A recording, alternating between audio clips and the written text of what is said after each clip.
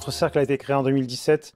dans la continuité du cercle qui a été fondé à Montpellier initialement. Nous avons souhaité mettre en œuvre un cercle sur la ville de Nîmes principalement, mais pas que, comme son nom l'indique, puisque notre objectif était d'embrasser les rives du Rhône et de descendre jusqu'à la Méditerranée, c'est-à-dire pour nous les confins de nos amis vauclusiens et les confins de nos amis bucco-rhodaniens pour aller jusqu'à la ville d'Arles. Ce qui est représentatif d'ailleurs de nos membres actuellement, puisque nous dépassons le cadre de la ville de Nîmes, même si la plupart d'entre nous en sommes issus.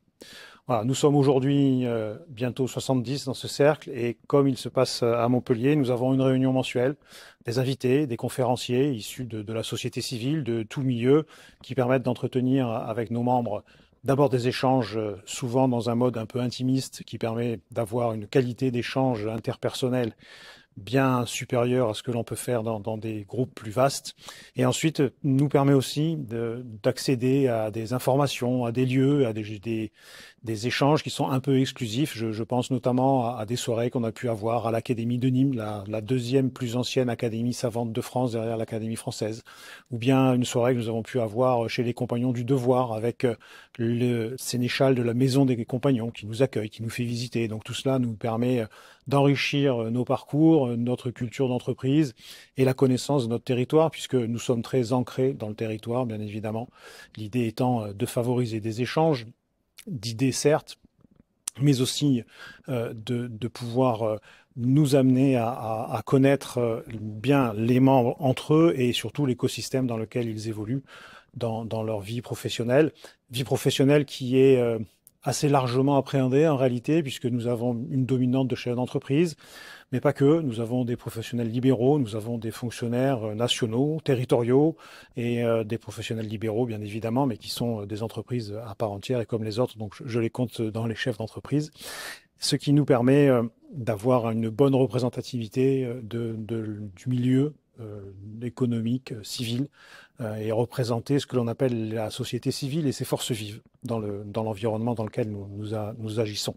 Nous sommes créés à la suite de ce qui existe à Montpellier depuis plus longtemps désormais et nous prenons les bonnes idées montpelliéraines qui nous arrivent. Et parmi celles-ci, les Mozarts de la réussite qui seront à Montpellier la 5e édition cette année. Et nous avons souhaité inaugurer cet événement dans le Gard, pensant qu'il y avait la place pour un événement qui n'est pas axé uniquement sur une remise de trophées à des entreprises, puisque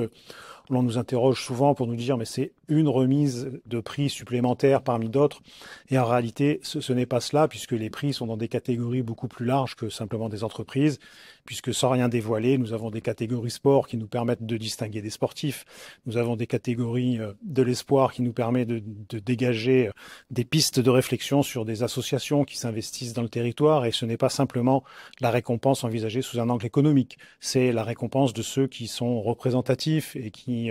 vont faire briller notre territoire et ses acteurs, mais pas uniquement dans la vie de l'entreprise. C'est envisagé de manière beaucoup plus large en ce qui nous concerne. Donc, oui, nous avons décidé de le lancer en 2025. C'est un enjeu et un challenge un peu fort pour notre cercle, puisque nous ne sommes pas aussi nombreux que nos amis montpelliérains, donc chacun se mobilise.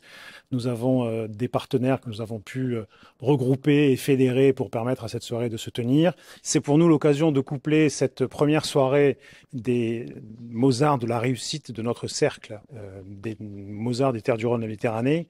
avec l'inauguration de notre palais des congrès nîmois H2 qui sera récemment mise en œuvre et mise en exploitation fin novembre 2025 et dans lequel nous serons le 9 décembre 2025 à partir de 18h30 pour les Mozarts de la réussite avec, nous l'espérons, nos amis, nos partenaires et de nombreux Nîmois que nous espérons intéressés d'abord par la remise des prix bien évidemment et ensuite par la découverte de ce bel écrin qui est un joyau d'architecture en plein centre-ville de Nîmes et qui, je pense, va aussi attirer la curiosité de nos concitoyens pour cette première édition.